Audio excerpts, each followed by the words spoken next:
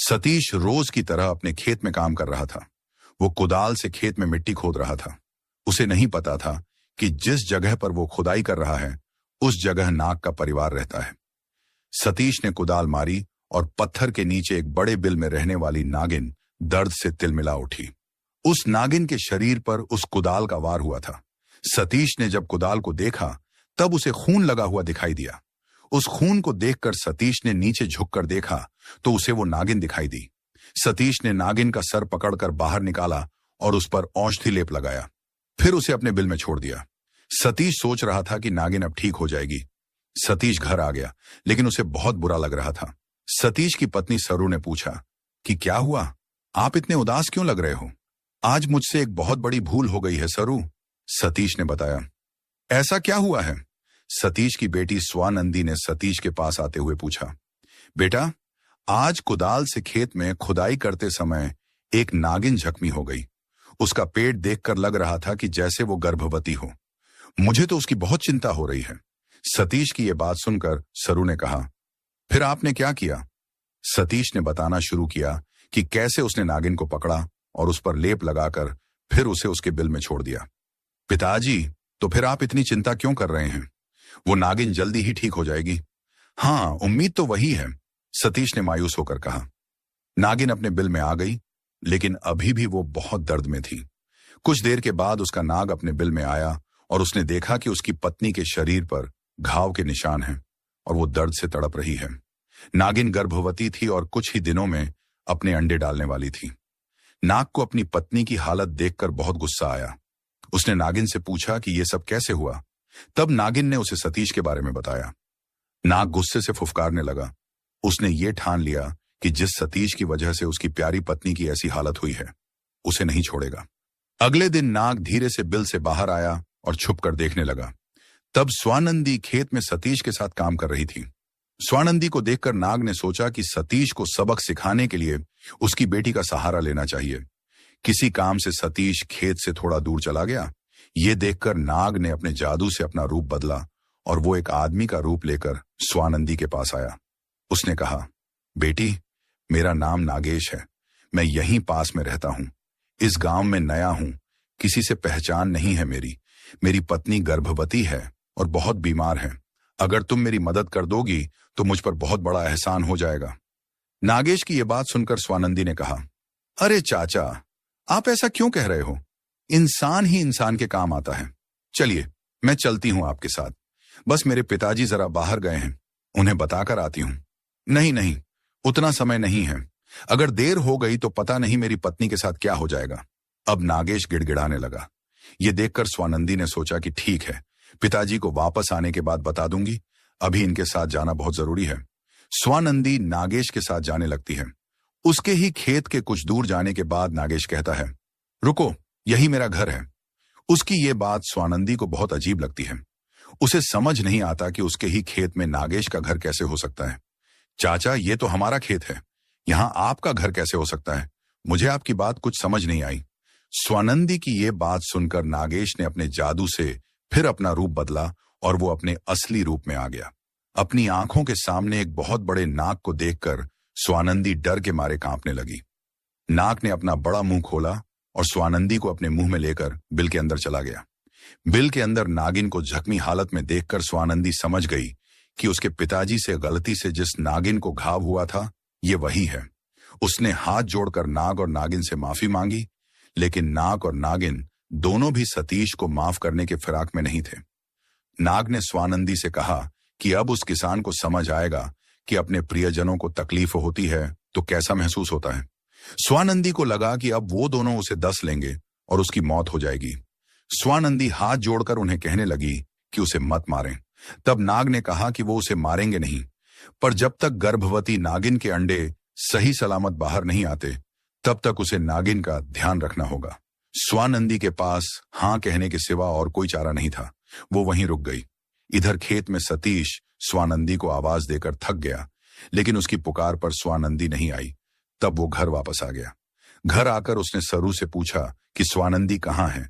तब सरू ने बताया कि वो अभी तक घर नहीं आई है। स्वानंदी को लेकर दोनों बहुत परेशान हो गए। सतीश ने पूरे गांव में स्वानंदी को ढूंढा, लेकिन उसे स्वानंदी कहीं नहीं मिली। मिलती भी कैसे? स्वानंदी ऐसी जगह पर थी जहां कोई नहीं पहुंच सकता था। कुछ दिन बीत गए। नागिन ने अब अपने अंडे अपने शरीर से बाहर निकाले। स्वानंदी ने कहा कि अब मुझे अपने घर जाने दीजिए। नागिन ने कहा कि नहीं, अभी नहीं। अभी तक तुम्हारे पिता को पूरी सजा नहीं मिली है। जब तक मेरे बच्चे अंडों से बाहर नहीं आते तब तक तुम यहीं रहोगी। स्वानंदी चुप हो गई और नागिन के बच्चे अंडे से कब बाहर आएंगे उसका इंतजार करने लगी। फिर कुछ दिनों के बाद नागिन के अंडों का छिलका टूटने लगा। नागिन समझ गई कि अब उसके बच्चे बाहर आने वाले हैं। बिल में अंधेरा था, इसलिए नागिन ने मिट्टी का एक दिया स्वानंदी को जलाने को कहा और स्वानंदी उस जलते दिए को लेकर खड़ी हो गई। कुछ देर के बाद एक एक करके छिलके टूटने लगे और नागिन के बच्चे अंडों से बाहर आ गए। सभी बच्चे बिलबिलाने लगे और स्वानंदी के पास जाने लगे। उन बच्चों को ऐसे बिलबिलाता हुआ देखकर स्वानंदी डर गई और डर की वजह से स्वानंदी के हाथ से वो जलता दिया नीचे गिर जाता है, जिससे नागिन के बच्चों की पूंछें जल जाती हैं। ये देखकर नाग और नागिन दोनों बहुत गुस्सा हो जाते हैं।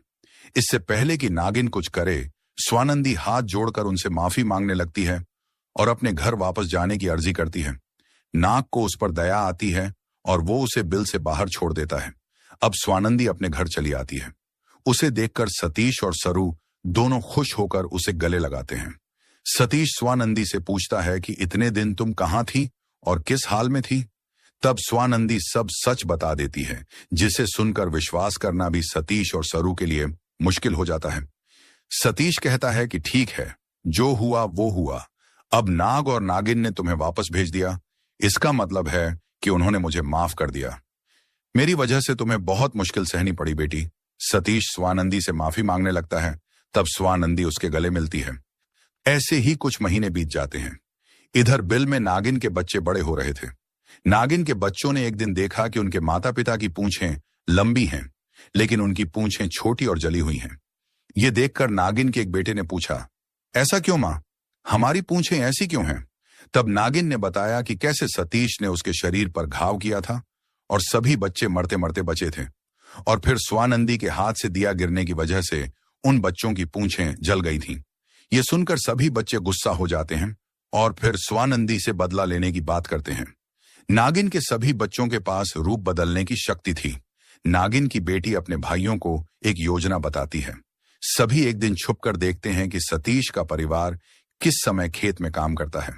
नागिन की बेटी एक दिन सुंदर लड़की का रूप लेकर स्वानंदी से मिलती है और उसे अपना नाम मिलोनी बताती है। कुछ दिनों में स्वानंदी और मिलोनी की बहुत अच्छी दोस्ती हो जाती है। मिलोनी अब अक्सर स्वानंदी के घर आने जाने लगती है, लेकिन वो कहाँ रहती है ये अब तक किसी को पता नहीं था। एक दो बार जब स्वानंदी ने उससे उसके घर के बारे में पूछा था, तब उसने बात को टाल दिया था। ऐसे ही एक दिन उसके जाने के बाद सतीश और सरू ने स्वानंदी से पूछा, तुम्हारी ये सहेली मिलोनी बहुत प्यारी है, लेकिन वो अपने बारे में कभी कुछ नहीं बताती है। कहाँ रहती है, उसके माता पिता कौन हैं, क्या करते हैं, हमें कुछ भी पता नहीं है। उनके इन सवालों के जवाब स्वानंदी के पास भी नहीं थे। उसने बस उन दोनों से इतना ही कहा कि मैं भी नहीं जानती, लेकिन मिलोनी को बुरा न लगे इसलिए मैं उसे ज्यादा कुछ पूछती नहीं हूं। अब लगभग रोज ही मिलोनी बनी नागिन की बेटी स्वानंदी के साथ सतीश के घर आने लगती है, लेकिन अभी भी उसे स्वानंदी या बाकी किसी को डसने का मौका नहीं मिल रहा था। एक दिन जब वो अपने बिल में गई, तब उसके भाइयों ने पूछा कि अब तक तुमने उन लोगों को जिंदा क्यों छोड़ा है? तब उसने बताया कि मुझे मौका नहीं मिल रहा है और शायद उनकी किस्मत बहुत ज्यादा अच्छी है जो हर बार बच जाते हैं, लेकिन मैं अब जल्दी ही उनके पूरे खानदान को सबक सिखाऊंगी। उस समय नाग और नागिन ने अपने बच्चों को समझाने की कोशिश की कि उन्हें ये बदले की भावना छोड़ देनी चाहिए। हम दोनों उन्हें पहले ही सजा दे चुके हैं, लेकिन बच्चों ने उनकी बात नहीं मानी और कहा कि बिना पूछे हमारी खूबसूरती को दाग लगाया है। नाग का लचीला शरीर और उसकी लंबी पूंछ उसकी सुंदरता की निशानी होते हैं, जो उस लड़की ने हमसे छीन लिया है। इसलिए अब हम भी उसका सब कुछ छीन लेंगे। बहना, अब हम ज्यादा इंतजार नहीं कर सकते, इसलिए तुम जल्दी कुछ करो। अगले दिन मिलोनी स्वानंदी के घर आती है और उसे कहती है कि आज उसके घर वाले कहीं बाहर जा रहे हैं और वह घर पर अकेली है, लेकिन उसे अकेले रहने में बहुत डर लगता है। तब सतीश कहता है कि बेटा, अगर ऐसी बात है तो आज रात तुम यहीं रुक जाओ। वो भी यही चाहती थी, इसलिए वो बिना कुछ सोचे हाँ कह देती है। रात हो जाती है। और सब सो जाते हैं। मिलोनी स्वानंदी के साथ उसके कमरे में सो जाती है। कुछ देर के बाद स्वानंदी गहरी नींद में सो जाती है और इसी बात की तसल्ली करके मिलोनी अब अपने असली नागिन के रूप में आ जाती है। वो अपने मन में कहने लगती है कि बस आज तुम सबकी आखिरी रात है।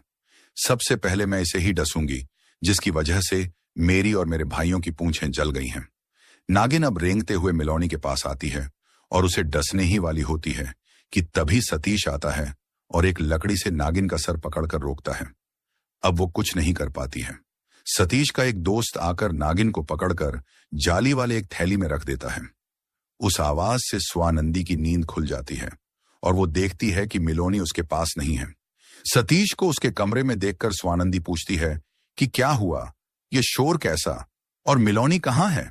अपनी सहेली के लिए स्वानंदी को इतना परेशान देखकर सतीश ने उसे थैली के अंदर की नागिन दिखाई। नागिन को देखकर स्वानंदी डर जाती है और सोचने लगती है कि शायद उस नागिन ने मिलोनी को डस लिया है।